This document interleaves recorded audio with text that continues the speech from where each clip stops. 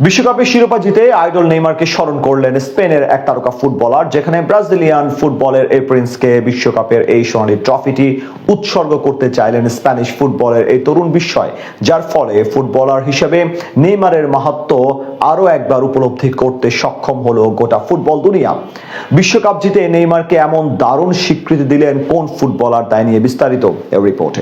বিপুল উৎসাহ উদ্দীপনার মধ্য দিয়ে জাঁকজমক আয়োজনের মাধ্যমে পর্দা নামলো 2026 ফিফা বিশ্বকাপের। প্রথমবারের মতো 48 দলের অংশগ্রহণে, যেখানে চোখ ধাঁধানো নৈপুণ্যে নিজেদের সামর্থ্যের সবটুকু উজাড় করে দিয়েছেন দেশগুলোর ফুটবলাররা। উত্তর আমেরিকার 3 দেশ যুক্তরাষ্ট্র, কানাডা ও মেক্সিকোতে আয়োজিত এবারের এই আসরে, যেখানে 104টি ম্যাচের রুদ্ধশ্বাস লড়াইয়ের পর বহুল কাঙ্ক্ষিত স্বর্ণালী ট্রফিটি নিজেদের ঘরে তুলে নেয় ইউরোপীয় জায়ান্ট স্পেন, যেখানে আর্জেন্টিনাকে হারিয়ে নিজেদের ইতিহাসে দ্বিতীয়বারের মতো বিশ্বকাপ জয়ের আনন্দে ভাসছে স্পেনিশরা। সেই আনন্দ, উচ্ছ্বাস আর উদযাপনের মাঝেও ফুটবলে নিজের অনুপ্রেরণা নেইমার জুনিয়রকে ভুলে যাননি ফাইনালে স্পেনের জয়ের অন্যতম নায়ক নিকো উইলিয়ামস। শিরোপা জয়ের পর সেটি ব্রাজিলের সর্বোচ্চ গোলদাতাকে উৎসর্গ করতে ভোলেননি স্প্যানিশ এই উইঙ্গার। রোববার রাতে নিউ জার্সির মেটলাইফ স্টেডিয়ামে ম্যাচ শেষে স্প্যানিশ গণমাধ্যমকে দেওয়া এক সাক্ষাৎকারে নিকো বলেন, আমি ভীষণ আনন্দিত, এটি আমার জীবনের সবচেয়ে সুন্দর মুহূর্ত।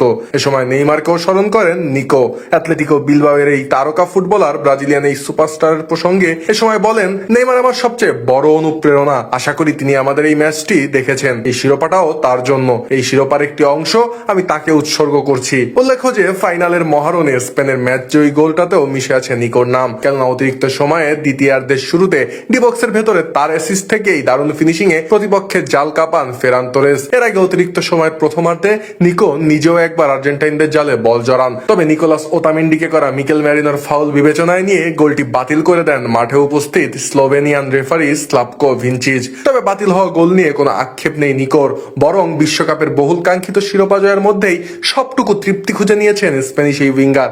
বাতিল হওয়া গোল নিয়ে ম্যাচ পরবর্তী সংক্ষিপ্ত প্রতিক্রিয়ায় তিনি জানান, গোলটি বাতিল হয়েছে তাতে তার কোনো দুঃখ নেই, তার দল ম্যাচটা জিততে পেরেছে, এতেই সে মহা খুশি। এ সময় তিনি আরো বলেন, তার কাছে সবচেয়ে গুরুত্বপূর্ণ বিষয় হলো এই যে তারা বিশ্বকাপ জিতেছে, আর দলের সাফল্যের কাছে নিজের ব্যক্তিগত অর্জন বা হতাশার কোনো মূল্যই নেই নিকোর কাছে।